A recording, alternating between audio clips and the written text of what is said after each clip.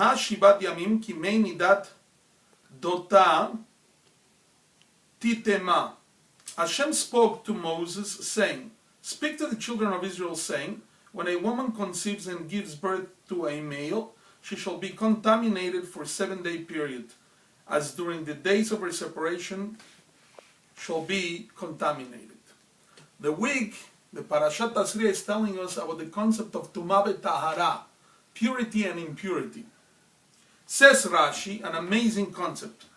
It says, Isha ki Tazria, Amar Rav Simloi, כשם שיצירתו של האדם אחר כל בהמה חיה בעוף, במעשה בראשית, כך תורתו נתפשטה אחר תורת בהמה חיה בעוף. The way that the human was created after all the animals, so now the Torah is talking about the purity and impurity of humans and the creation of humans only after it spoke about the animals. This is what Rabbi Simloi says. So to understand is, in Parashat Tazria, we're talking about the concept of purity and impurity, Tumah v'Tahara. There is a Masechet Sanhedrin that it tells us, the Talmud says, in a area called Sanhedrin, it talks about page 38a, and also it says in Tehillim, in Psalms 139, it talks about that the reason why the human was created until the end is because the human is the most important thing. What is the last thing to show up at a wedding? The last person to show up at a wedding is the Kala. The Kala is the bride. First you get the photographer and you get the caterer and you see people working very hard for many days over there, and the last person that shows up to the Khatunah, to the wedding, is the Kala, the bride. She's the most important person in the whole wedding. But because she is the most important, she is the last one to show up.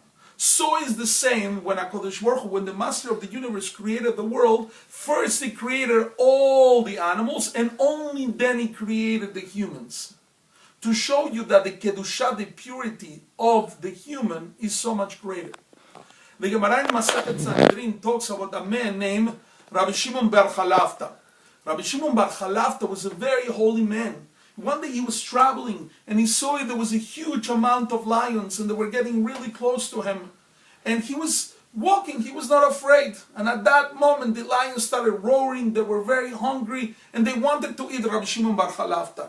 At that moment the heavens opened up and meat started coming down from Shamayim, from heaven. And he fed all the lions. And the lions were so happy and so content, they took their meat and they moved away. But there was a lot of meat left in the floor.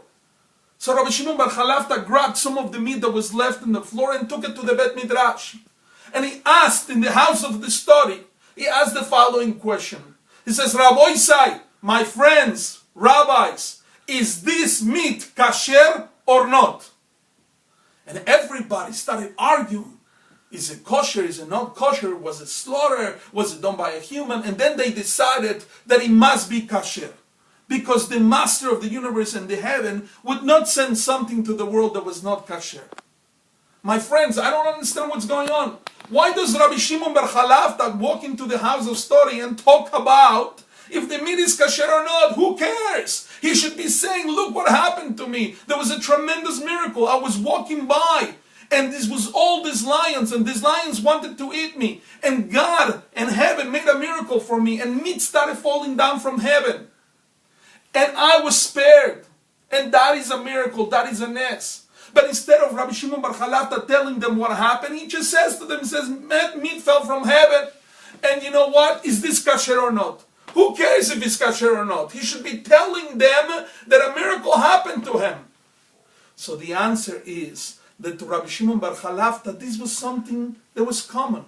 He was such a holy person. His neshama was so pure, so incredibly close to God, that this was something that happened to him all the time. So he didn't care about the miracle. He cared about if the meat is kasher or not. And this is the lesson.